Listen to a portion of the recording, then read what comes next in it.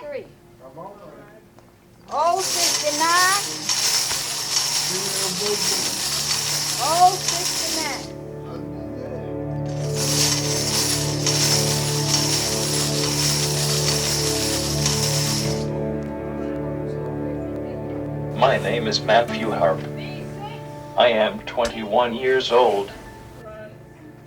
At the age of 6, I was diagnosed with Leig's disease.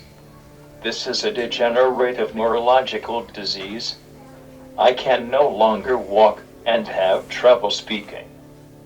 When I turned 21, my mom said she could not handle me anymore. She took me to Greenville, Georgia. She admitted me into Heritage Healthcare, a nursing home. I am working on getting out of here.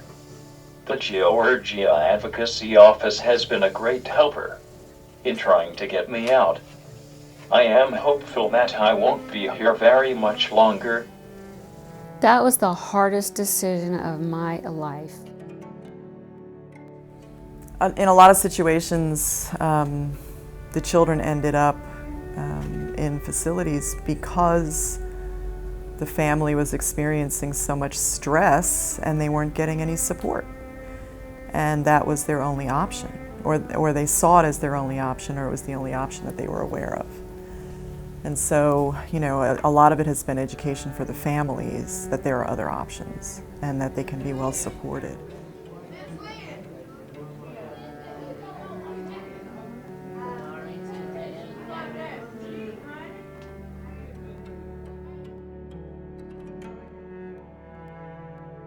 The Children's Freedom Initiative began with an idea that there are young people under the age of 22 living in nursing facilities and institutions in Georgia in large numbers. And so our office invited our federal partner agencies, we call it the DD Network, the Developmental Disability Network, which includes an agency at the University of Georgia, the Georgia Council on Developmental Disabilities, and an agency at Georgia State University.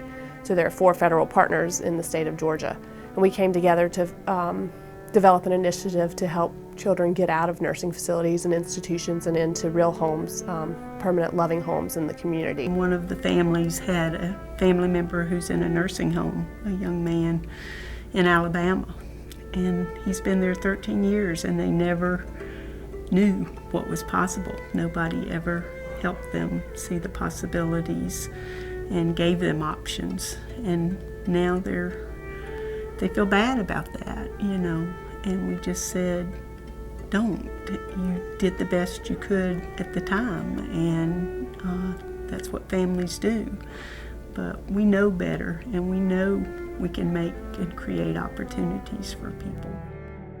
I had just gotten to the point where I was afraid for me, afraid for him, and afraid for any of the girls that were helping me, you know, pick him up and move him, because it was getting to be the point it was dangerous. So I made the decision to contact a nursing home. I had tried, there's a couple of nursing homes close to our home, so the only place we could take him was the nursing home that he's in now, or has been in now, in Greenville. People should be present in their communities and not just present, but also find valued roles for them, and so they're participating, and that people should have choices in their life, and that they should be able to make contributions and have a good life. Most of y'all have known Matthew all his life, but Zenobia and Katie and I are kind of new to Matthew, so this will just give us a starting point. Y'all come on in and make yourselves at home. We're just getting started. So Matthew's a young man the Georgia Advocacy Office met about a year ago. He's been living in a nursing facility for about a year, and he just moved home last month, back to his mom's house.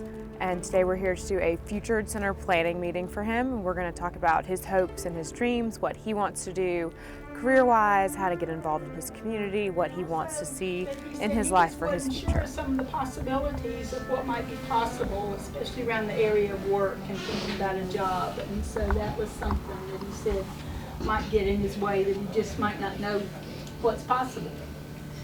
We talked some about his skills. He's a good speller.